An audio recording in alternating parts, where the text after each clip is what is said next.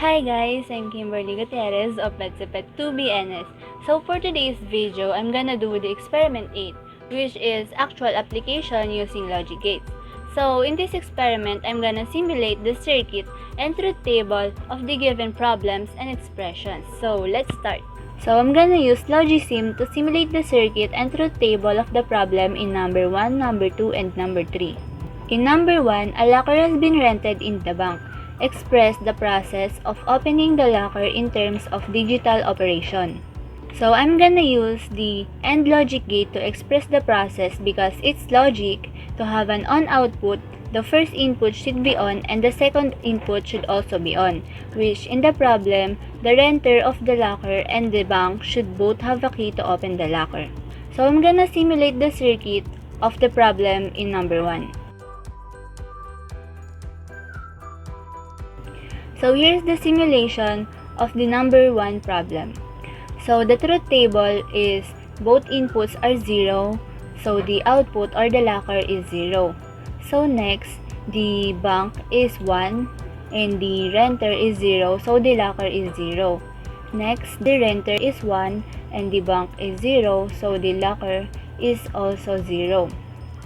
And last, the inputs or the renter and the bank is 1, so the locker is 1. In number 2, draw the truth table and the circuit to realize each of the expression using AND gates, OR gates, and inverter. So there are 4 given in this. The first is W is equal to A and B or not C. So I'm gonna simulate the expression in W.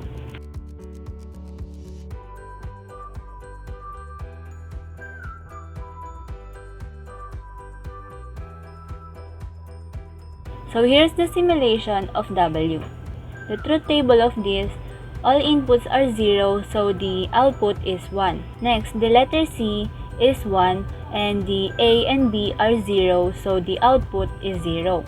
Next, letter B is 1 and the C and A are off, so the output is 1. Next, B and C are on and the letter A is off, so the output is 0. Next, input A is on and B and C are off, so the output is 1.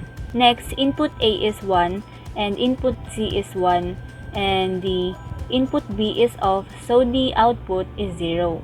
Next, the input C is off and the input A and B are on and the output is 1.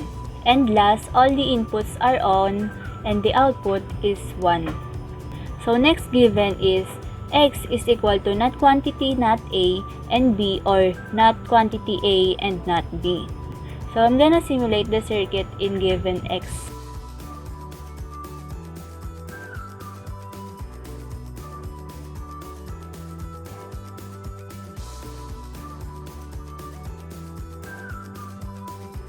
So here's the simulation of given in X. The truth table of this is A and B is 0, so the output is 1. And B is on and A is off, so the output is also 1. And next, the A is on or 1 and the letter B is 0, so the output is 1. And last, both inputs are 1, so the output is 1. The next given, which is Y is equal to not the quantity not A and B or quantity A and not B. So I'm gonna simulate the circuit of this.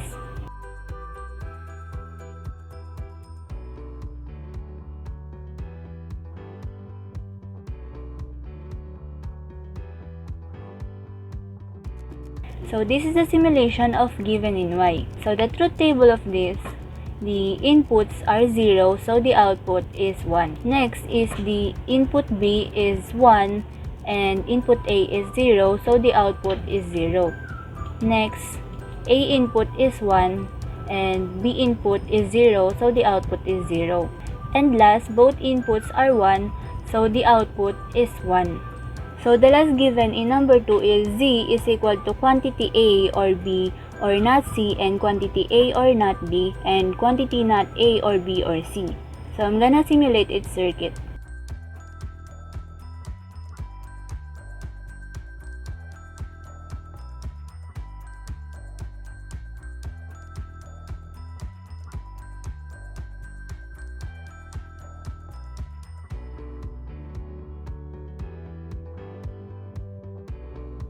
So here is the simulation of the circuit in Z. So the truth table of this, all inputs are 0, so the output is 1. And next, letter C is 1, and A and B are 0, so the output is 0. And next, B is on, and A and C are off, so the output is 0. And next, B and C are on, and the letter A is 0, so the output is 0. And next, the input A is on, and letter B and C are off, so the output is 0. And next, input A is 1 and input C is 1 and the input B is 0, so the output is 1. And next, input A is 1 and input B is 1 and input C is 0, so the output is 1. And last, all the inputs are on or 1 and the output is 1. The problem in number 3, a light bulb in a staircase has two switches, one switch being at the ground floor and the other one at the first floor.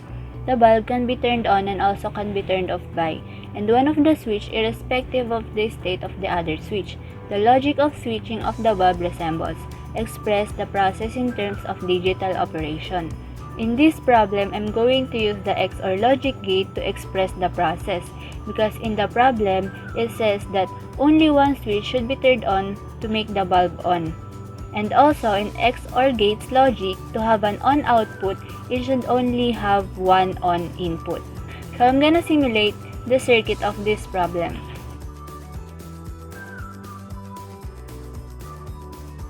So this is the simulation of problem in number 3. The truth table of this is the ground floor is off and the first floor is off, so the light bulb is off. Next, the first floor is on and the ground floor is off, so the light bulb is on.